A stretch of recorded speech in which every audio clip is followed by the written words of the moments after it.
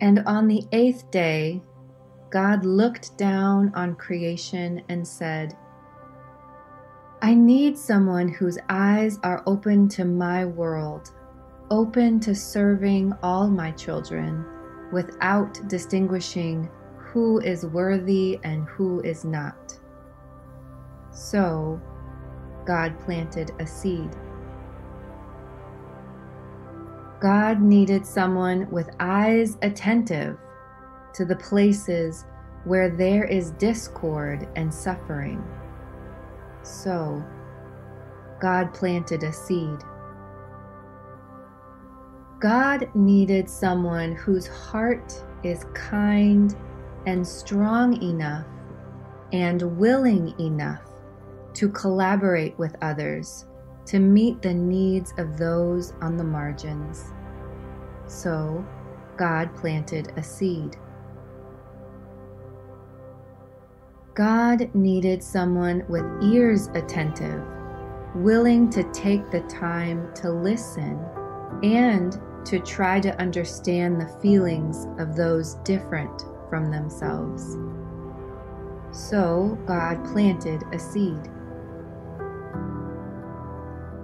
God needed someone to accompany the stranger in a foreign land, or someone hungry, or sick, or imprisoned, or distraught, or ignorant, or feeble, or dying, or lonely, or just plain lost with no one to turn to. So, God planted a seed.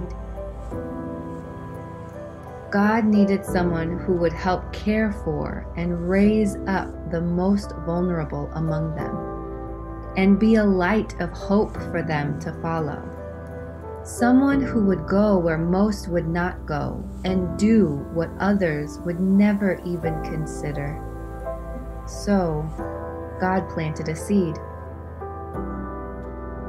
God needed someone who would be content with low pay and little recognition, except, of course, the rock-solid knowledge that they were doing what was most pleasing to God.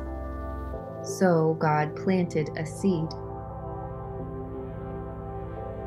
God needed someone who would roll up her sleeves to eradicate injustice, working to dismantle all that separates us one from the other.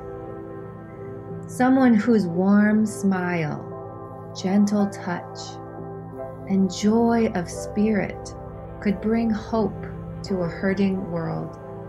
So God planted a seed.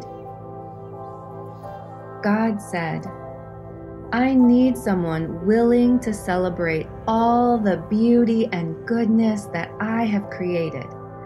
Someone who marvels at my creation, whether it be the opening of a flower or the pounding of the waves on the shore, or the twinkling of the stars in the night sky, or in every face they look upon.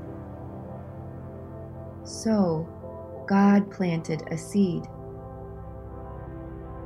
Then God said, this seed needs to be nurtured and nourished, supported and planted in a place that will help it grow.